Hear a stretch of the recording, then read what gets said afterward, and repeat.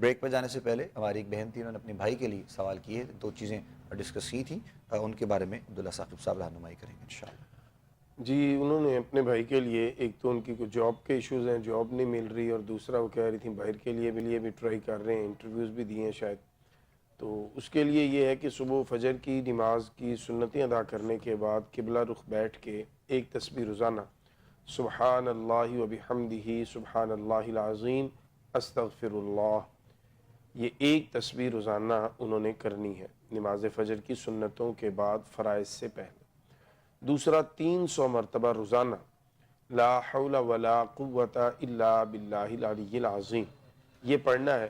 انشاءاللہ اللہ کریم اپنے ان مبارک کلمات کے صدقے سے اور رسول اللہ صلی اللہ علیہ وسلم کے وسیلہ سے ضرور کرم فرمائے گا۔ اور یہ بھی ذہن میں رکھیے کہ جو بھی وظائف بتائے جاتے ہیں اس کے اول آخر کم از کم 3 مرتبہ درود پاک پڑھنا یہ لازم ہوتا ہے۔ اگر کم زیادہ ہو تو وہ ہم انشاءاللہ مینشن کر دیا کریں گے، اور اگر مینشن نہ کریں تو آپ کو یہ پتہ ہونا چاہیے کہ کوئی بھی تسبیح، کوئی بھی ذکر جب آپ نے کرنا ہے تو اس سے اول اور اس کے آخر میں 3 مرتبہ کم از کم کریم آقا صلی اللہ تعالیٰ علیہ وسلم کی بارگاہ میں درود و سلام کا ہدیہ پیش کرنا ہے۔ جزاک اللہ، بہت شکریہ۔ نیکسٹ دیکھیں گے جی، ہم کالر ہمارے ساتھ ہیں، شامل کر رہے ہیں جی پروگرام میں۔ السلام علیکم جی۔ جی کون بات کر رہے ہیں، کہاں سے؟ میں لودھا سے بات کر رہی ہوں جی۔ میں نے اپنی بہن کا پوچھ رہا ہوں، بہت پریشان ہے رشتہ، یعنی کہ رشتے آتے ہیں بہت، لیکن بالکل دھیان سے شادی شدہ آتے ہیں، وہ دیکھتا پھر بھی انکار کر کے چلے جاتے ہیں۔ اچھا جی، نام بتائیے بہن کا۔ نورین، نورین، عمر کتنی ہے؟ ان کی 31 سے 32 سال۔ والدہ کا نام؟ صبرا بی بی۔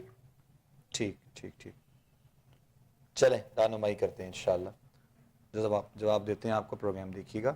دعا گو بھی ہیں انشاءاللہ اپنی اس بہن کے لیے، اللہ کریم آسانی والے معاملات فرمائے اور جلد ان کے لیے کوئی نہ کوئی اچھا رشتہ اور اچھے اسباب پروردگار کی طرف سے پیدا ہوں۔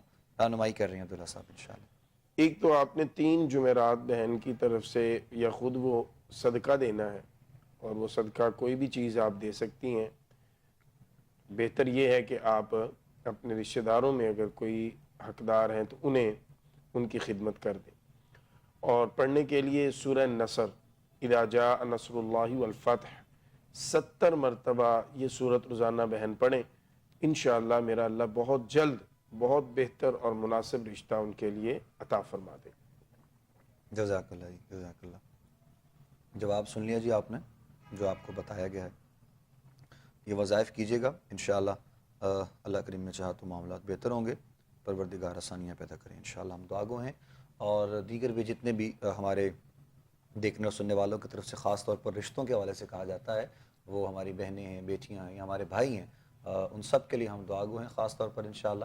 اور ساتھ ساتھ جو نام کے ساتھ ہوتے ہیں ان کو یقیناً ان تک وظائف بھی پہنچتے ہیں اور ان لوگوں کو رہنمائی کی جاتی ہے، لیکن ویسے اجتماعی طور پر یعنی جو ہمارے دیکھنے اور سننے والے جو ہمیں سوالات کرتے رہتے ہیں، کالز وغیرہ کرتے ہیں، ان سب کے لیے انشاءاللہ ہم دعا گو ہیں، اللہ کریم خیر والے معاملات فرمائے، پروردگار آسانیاں کرے انشاءاللہ، مالک کائنات سب پر اپنا کرم اور اپنا فضل فرمائیں۔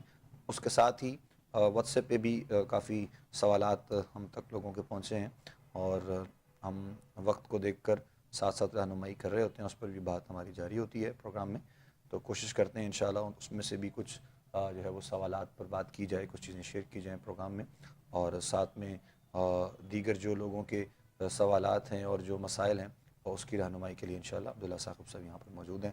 گھریلو جو ہے وہ برکت کے اعتبار سے، مطلب یہ چونکہ 5-6 لوگوں کے سوال اکٹھے ہیں تو میں چاہوں گا کہ اجتماعی ہی ان کو جواب دے دیا جائے۔ گھریلو برکت کے حوالے سے لوگ بارہا سوال کر رہے ہوتے ہیں، کیا کرنا ہے، کیسے کرنا ہے، تو اس پر تھوڑی سی میں چاہوں گا کہ رہنمائی کی صورت میں۔ گھر میں برکت کے لیے وکر بھائی 2-3 چیزیں ہیں۔ ایک تو سب سے پہلی چیز یہ ہے کہ ہمیں اس چیز کا اہتمام کرنا ہے کہ ہمارے گھر میں رزق حلال کا ہے۔ بالکل ٹھیک، سب سے پہلی بات، سب سے پہلی بات بنیاد یہ ہے، اگر رزق حلال میں کمزوری آپ نے دکھائی تو پھر برکت کبھی بھی نہیں آئے گی، اور جو تھی وہ بھی ختم ہو جائے گی۔ دوسری چیز یہ ہے، ہمارے گھروں میں عمومی طور پر آج کل رزق ضائع بہت کیا جاتا ہے۔ کچھ کھانا ایکسٹرا ڈال لیا، بچ گیا تو اسے ڈسٹ بین میں ڈال دیا اور اسے کوڑا دان کی نظر کر دیا، یا اسے دھوتے ہوئے آپ نے پانی میں اور گٹر میں بہا دیا۔ پہلے وقتوں میں جب ہم چھوٹی عمر میں تھے بکر بھائی تو گھروں میں جانور پرندے یہ رکھے گئے تھے عمومی طور پر نا، ہر گھر میں ہوتے تھے. جی جی ایسے ہی. اس کا یہ ہوتا تھا کہ وہ جو رزق بچ جاتا تھا وہ بجائے پھینکنے کے ان کو دے دیا جاتا تھا، وہ کھا لیتے تھے. بالکل ٹھیک. رزق کی ناقدری نہیں ہوتی تھی. آج رزق کی ناقدری جو ہے اس کی وجہ سے بھی گھروں سے اور رزق سے برکت ختم ہوتی جا رہی ہے. اور تیسری چیز یہ ہے کہ نماز کا اہتمام کیا جائے، خاص کر خواتین عزت ماں بہنیں بیٹیاں. اور چوتھی بہت اہم چیز جس پر ہم غور نہیں کرتے بکر بھائی، اذان کا احترام. اذان ہو رہی ہوتی ہے اور عمومی طور پر ہم اپنے گھر میں اپنے معمولات میں ہی مصروف ہوتے ہیں. نہ ہم دیکھتے ہیں کہ ٹیلی ویژن کی آواز بند کر دیں، نہ ہم یہ دیکھتے ہیں کہ موبائل پہ کچھ دیکھا جا رہا ہے تو اس کو میوٹ کر دیں یا نہ دیکھیں، تھوڑی دیر اذان ہو جائے پھر دیکھ لیں. تو احترام بہرحال ضرور کیجیے. اگر نماز آپ نہیں بھی پڑھ رہے، کم از کم اذان کا جو ایک احترام ایک مسلمان پر ضروری ہے اس کو آپ ضرور پیش نظر رکھیں. اور پانچویں اور آخری چیز یہ ہے کہ اگر آپ کے ماں باپ زندہ ہیں اور بڑھاپے میں ہیں تو اپنے ماں باپ کی خدمت کیجئے، پھر دیکھیے برکت کیسے آپ کی اس گھر میں اور آپ کی اس آمدن میں شامل ہوتی ہے. ماں باپ کی خدمت اور ماں باپ سے حسن سلوک کے بارے میں تو غالباً رسول اللہ صلی اللہ علیہ وسلم کی حدیث کا مفہوم ہے کہ اگر تم چاہتے ہو تمہاری عمر میں اضافہ ہو جائے تو تم اپنے والدین اور اپنے رشتہ داروں کے ساتھ صلہ رحمی کرو. اللہ تمہیں عمر میں بھی برکت دے گا اور رزق میں بھی برکت دے گا.